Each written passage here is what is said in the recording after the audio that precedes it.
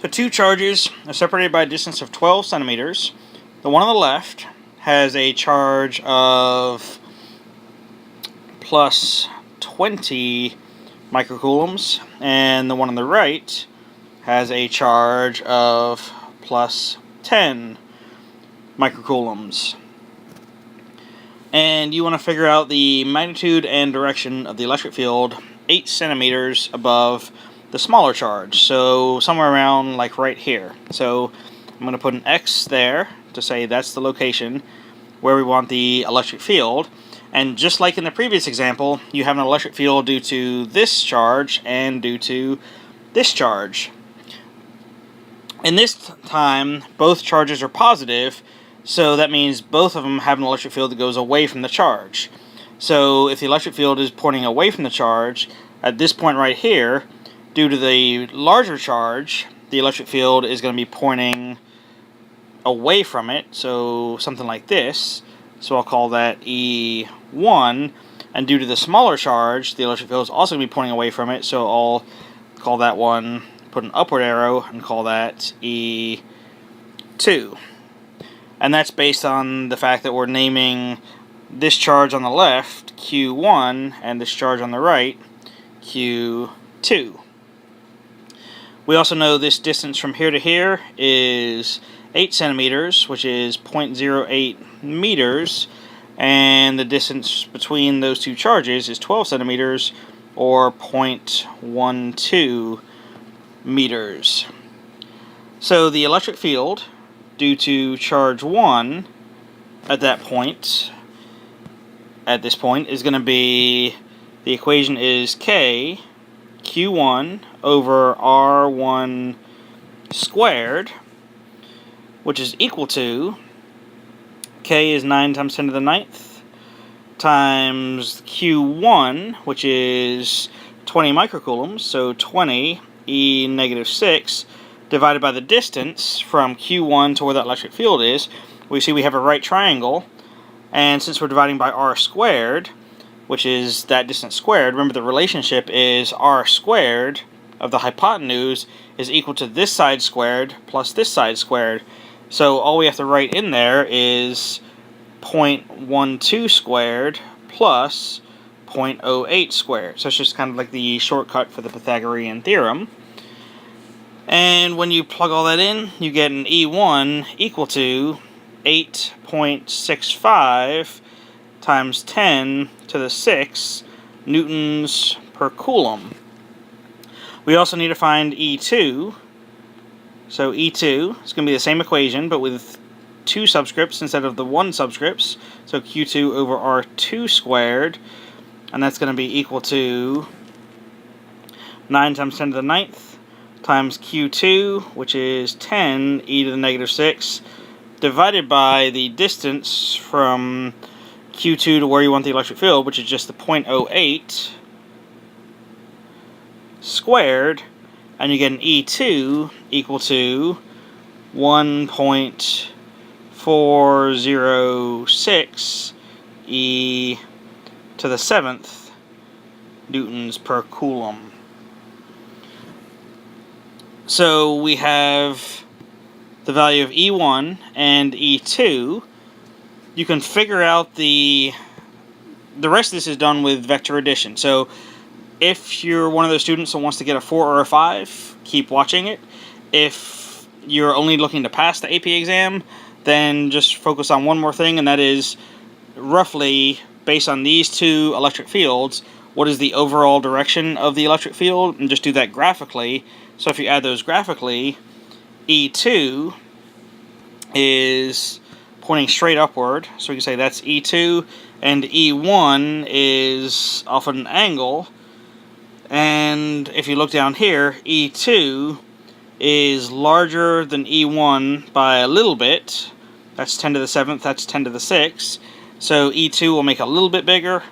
So with E1 and E2, when you add those together, the resultant electric field, you draw it from the beginning of the first one to the end of the last one. So that's the total electric field, somewhere in that direction.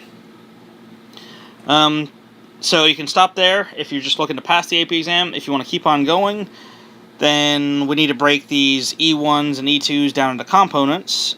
So we're going to have an E1x and an E1y. Then we're going to have an E2x and an E2y.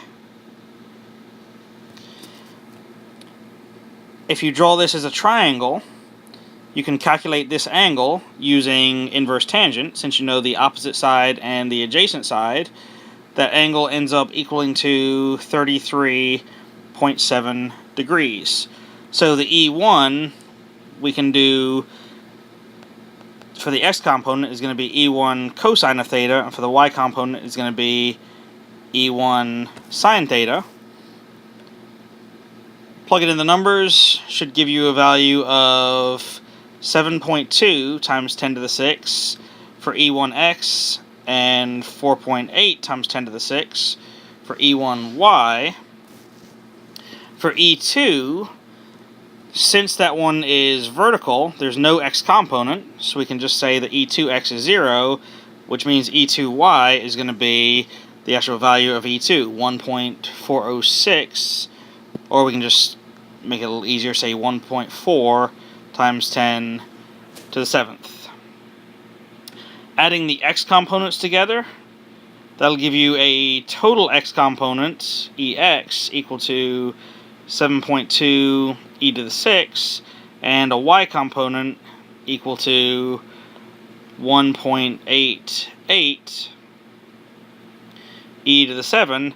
And so finally, to get the magnitude and direction, use the Pythagorean theorem and the inverse tangent. The Pythagorean theorem should give you a total electric field of 2 times 10 to the 7 newtons per coulomb at an angle of 69 degrees above the positive x-axis. For part B, you do it the same way as the part B from the previous question, example 14.7, which was just to set the mass times acceleration equal to the q times e. When you solve it for acceleration, qe over m, this time it is an electron, so it has the same charge as a proton, 1.6 e negative 19.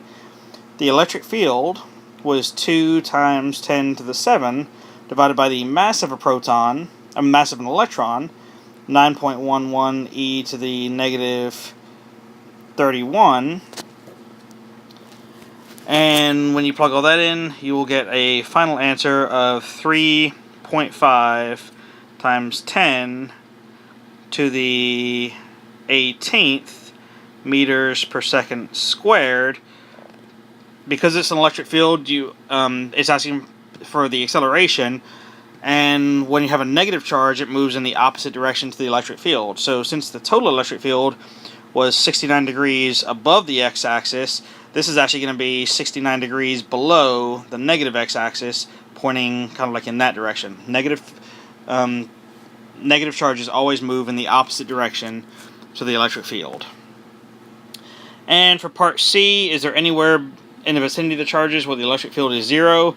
This one's a little bit easier than the part C of the last one, because you can see that since both charges are positive, if you looked over on the left side of both charges, the electric field to both of them would be going to the left, since it goes away from the charges. On the right side, the electric field would be going to the right. So in the middle, the electric field to Q1 is going to the right, but the electric field due to Q2 is going to the left. So only somewhere in the middle could they possibly cancel out. Is it going to be closer to the Q1 or closer to the Q2 where they cancel out? And since Q1 is stronger, that means it has to be a little bit farther from Q1. So somewhere between the two charges, but closer to Q2. If you want a good visual demonstration of this, flip back to the electric fields we drew on the previous page, and this configuration is almost identical to the very last one on there, because if you look at that, it's two positive charges. We're back on page 3. You have a plus 2q on the left side and a plus q on the right side. So the one on the left is twice as much as the one on the right. And if you look at the way the diagram is drawn, you should have like a blank space in that region right about there. So that's where the electric field is equal to 0.